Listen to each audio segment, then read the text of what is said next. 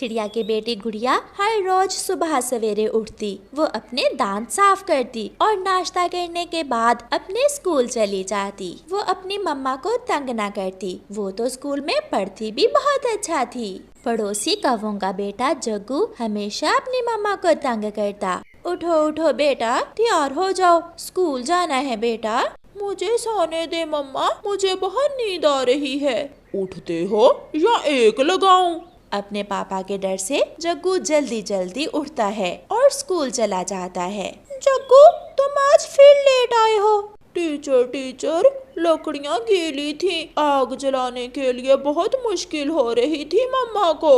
ऐसे वो हर दिन अपने टीचर से कोई नया झूठ बोलता था। स्कूल से वापस जाते समय गुड़िया जग्गू से कहती है, जग्गू देखना, इस बार मैं फर्स्ट पोजीशन लूंगी और मेरी मम्मा मुझे नए शूज लेकर देंगी।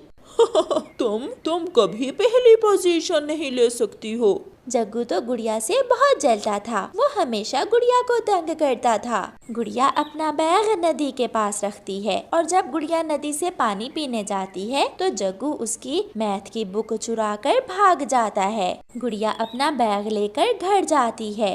मम्मा, मेरी मैथ की बुक नहीं है, किसी ने मेरी मैथ की बुक चुरा ली है। बेटी, मैंने कितनी बार आपसे कहा है कि अपने बैग का ध्यान रखा करो।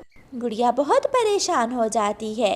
मम्मा, कल मेरा मैथ का पेपर है। मम्मा, अगर मैंने पढ़ाई न की तो मैं फेल हो जाऊंगी। गुड़िया बेटी, अब तो एक ही उपाय है, आप छोटे मिट्ठू तोते की किताब से जाकर पढ़ लो। फिर गुड़िया अपने पड़ोसी छोटे मिट्ठू तोते के घर जाती है और वहाँ जाकर मिट्ठू तोते के साथ बैठकर उसकी किताब से पढ़ाई करती है। दूसरे दिन जब मैथ का पेपर होता है तो जग्गू बहुत खुश था कि गुड़िया तो आज पक्की फेल होगी, मगर गुड़िया अपने सारे क्वेश्चंस ठीक करती है। आज मैथ के पेपर में सबसे ज्यादा नंबर गुड़िया के हैं। ये सुनकर जग्गू हैरान हो जाता है। मगर टीचर, गुड़िया के पास तो मैथ की बुक ही नहीं थी।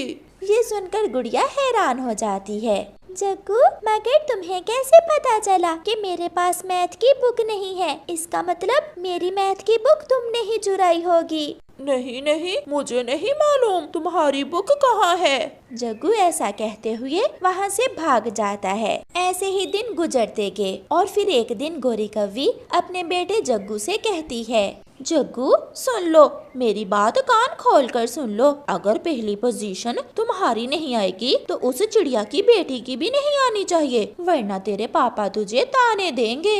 मम्मा आप चिंता न करें, मैं कुछ ऐसा करूँगा कि गुड़िया पोजीशन तो क्या, वो एग्जाम्स में फेल होगी। फिर एग्जाम्स आ जाते हैं। गुड़िया सारी रात लालटेन की रोशनी में बैठकर पढ़ाई करती और जग्गू कौवा सारी रात सोया रहता।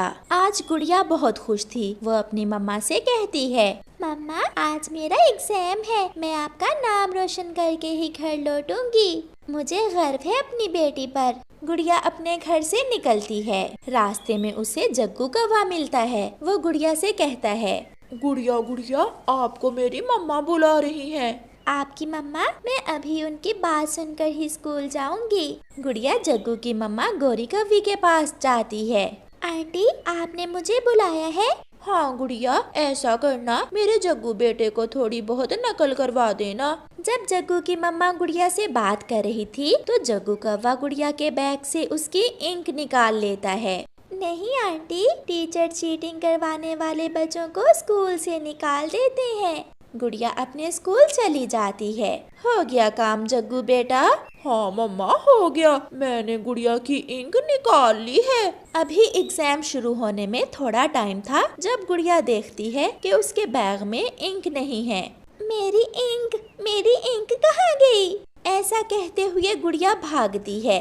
वो स्कूल के गार्डन से कुछ फूल तोड़कर उन्हें एक ढक्कन में निचोड़ती है और इंक तैयार करती है। वो फूलों के रस से बनाई हुई इंक से अपना एग्जाम देती है। वो बहुत खुश थी। आज के एग्जाम्स में से फर्स्ट पोजीशन ली है गुड़िया ने। गुड़िया के लिए क्लैपिंग होती है।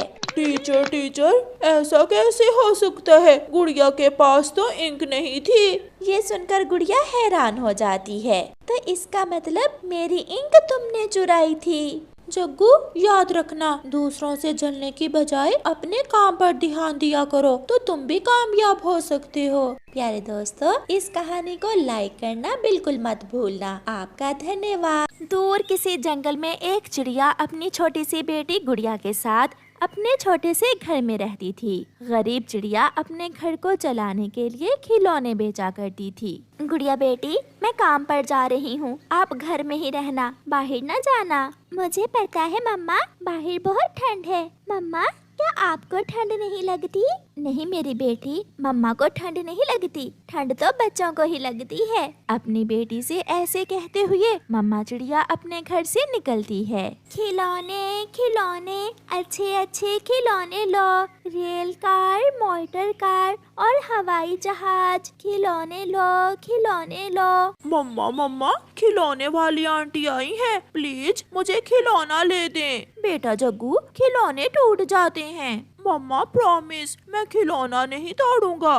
जग्गू की जिद के आगे गोरी कवि को हारना पड़ता है और वो चिड़िया को बुलाती है। गोरी बहन, ये ले दे जग्गू को, ये रेल कार बहुत अच्छी है। हाँ मम्मा, मुझे यही लेनी है, ये रेल कार बहुत अच्छी है। चिड़िया, दे दो, और अब दोबारा तुम अपने खिलौने लेकर मेरे घर की तरफ ना आना। मेरा तो काम है गोरी बहन, अगर मैं काम नहीं करूँगी तो अपने बच्चों को खाना कैसे दूंगी। चिड़िया जग्गू कौवे को खिलौना देती है और आगे बढ़ती है। जग्गू अपना खिलौना लेकर नदी पर चला जाता है। की मेरी रेल कार पेड़ पर भी चल सकती है। नाना जग्गू, पेड़ से गिरकर ये खिलौना टूट जाएगा। मगर जग्गू कौवा पेड़ पर अपनी रेलगाड़ी चलाता है। दूसरे ही लम्हे उसकी रेल कार पेड़ से गिरती है और टूट जाती है। मैंने कहा था ना कि खिलौना टूट जाएगा।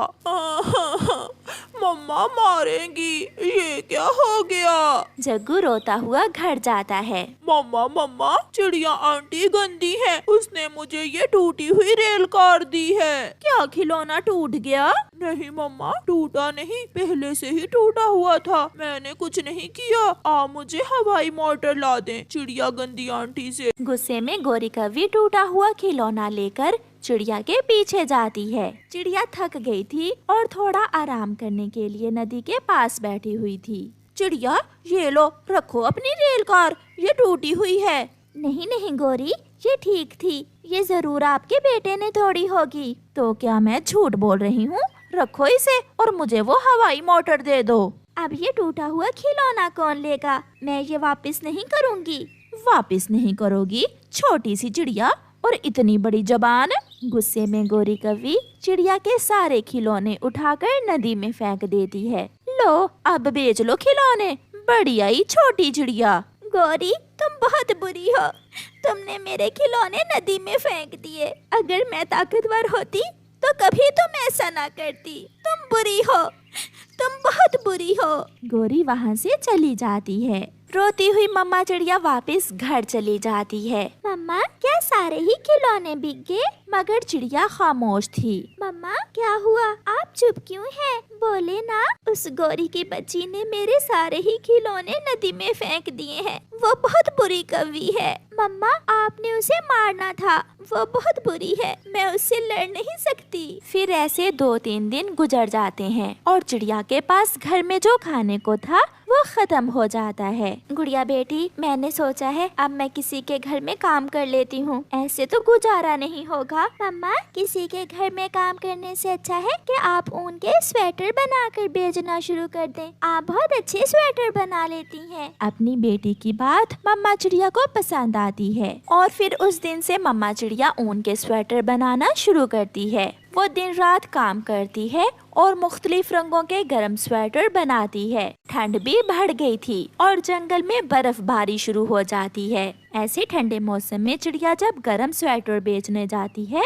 तो उसके स्वेटर हाथों हाथ बिक जाते हैं। चिड़िया बहन, मुझे वो वाला हरे रंग का स्वेटर दे दें। और मुझे वो लाल रंग का। ऐसे चिड़िया को अच्छा मुनाफा होता है। चिड़िया अपने मुनाफा से अपनी बेटी के लिए खाना लेती है और घर जाती है। गोरी कव्वी ने बाहर दाना लेने जाना होता था। उसे बहुत ठंड लगती थी। वो भी चिड़िया के पास जाती है। चिड़िया चिड़िया, मुझे एक काले रंग का स्वेटर दे दो। नहीं गोरी, मेरे पास तुम्हारे लिए स्वेटर नहीं है। पहले ही मुझे खिलौने वाली बात नहीं भूली। चिड़िया, मुझे बहुत ठंड लगती है, ये लो पैसे और मुझे वो काले वाला स्वेटर दे दो। ना भी ना, तुम जाओ, फिर वापस आकर मुझे कहोगी कि स्वेटर फटा हुआ है। ऐसे चिड़िया गोरी कौवी को स्वेटर नहीं देती और गोरी कौवी बिना स्वेटर के ही ठंडे मौसम में ठंड से ठठरती है। प्यारे दोस्तों, इस कहानी को लाइक करना बिल्कुल मत भूलना। आपका धन्यवाद।